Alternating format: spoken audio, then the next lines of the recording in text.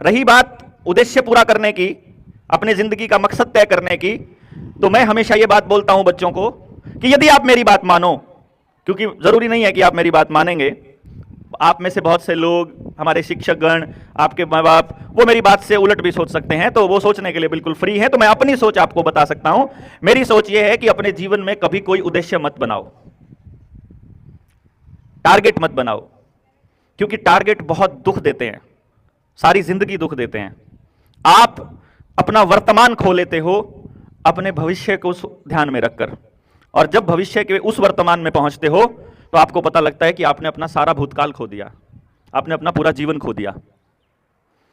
कोई प्लेयर है, उसने सपना पाल लिया कि मुझे ओलंपिक का मेडल लेके आना है। बाय चांस बीच रास्ते में कभी उसको इंजरी हो गई, कोई चोट लग गई और वो खेलना उसका बंद हो गया, वो सारी जिंदगी रिग्रेट में जिएगा।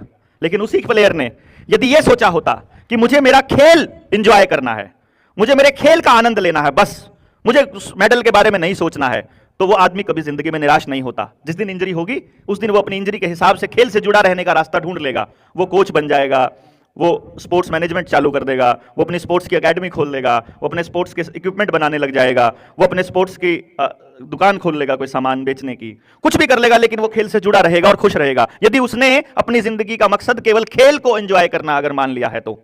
परंतु यदि उसने ओलंपिक को अपनी जिंदगी का मकसद मान लिया तो गड़बड़ हो जाएगी। यदि आपको बड़ा होकर के आईपीएस, आईएएस, फौज में जाने का, डॉक्टर बनने का, इंजीनियर बनने का सपना पाल लिया और अब नहीं बन पाए तो पूरी जिंदगी उसका मलाल रहेगा। लेकिन यदि आपने यह सोच लिया कि आज का दिन, आज 11 नवंबर, 11/11 एक तारीख है आज की, कि आज के दिन मैं यह सोचता हूं कि मैं अपने जीवन में जब पढ़ाई करूंगा, जब भी किताब खोलूंगा बस पढ़ाई को एंजॉय करूंगा। जब मैं क्लास में बैठा हूंगा तो सामने मेरा टीचर जो पढ़ा रहा है बस उसको मैं आनंद से पढ़ूंगा। जब मैं खेलूंगा ग्राउंड में तो जी लगा के खेलूंगा। जब मैं खाना खाऊंगा तो मेरा सारा ध्यान खाने पर होगा, ना कि सामने रखे मोबाइल या टीवी पर।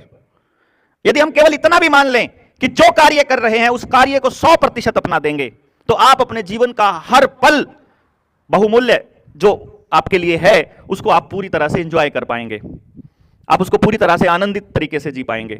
और फिर जो बनना होगा फिर आप वही बनेंगे जो आपके लिए बेस्ट है। क्योंकि आपने टीचर बनकर नहीं देखा है। आप इन टीचर से पूछिए, ये अपने बच्चों को कभी टीचर ना बनाएं। इनको जो काम करना पड़ता है, टीचर बनकर देखने के बाद ही पता लगेगा कि टीचर बनने का क्या मतलब होता है।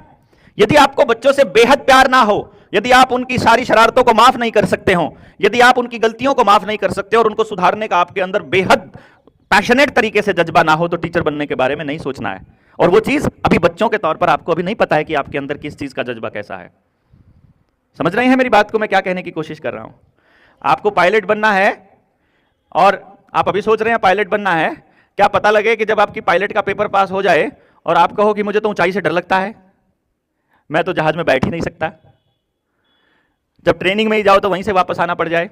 आप आर्मी ऑफिसर बनने की तैयारी कर रहे हैं, हो सकता है कि आपका कोई, आप मेडिकल टेस्ट में आप पेपर तो पास कर लो, लेकिन आप मेडिकल टेस्ट में रह जाओ, फिजिकल टेस्ट में रह जाओ, ट्रेनिंग में कोई इंजरी हो जाए, उसके बाद पूरा जीवन रिग्रेट में जाता है, पूरा जीवन पश्चाताप में जाता है, जो कि नहीं जाना चाहिए।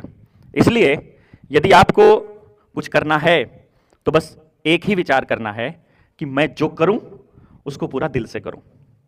हां, यह ड्यूटी बनती है समाज की, आपसे बड़ी पीढ़ी की, आपके टीचर्स की, आपके माँ बाप की, हमारी, गांव की, व बाकी सब लोगों की, कि जब आप बड़े हो जाएं, उस बड़े होने की प्रक्रिया में, आपको पालने पोसने शिक्षित करने की प्रक्रिया में आपको एक ऐसा माहौल दिया जाए जिसमें आपका बेस्ट पॉसिबल नेचर, बिहेवियर, आपका टैलेंट और आपका व्यक्तित्व निखर कर आए। यह ड्यूटी हमारी बनती है। और इसमें सबसे महत्वपूर्ण होता है बच्चे को समझना।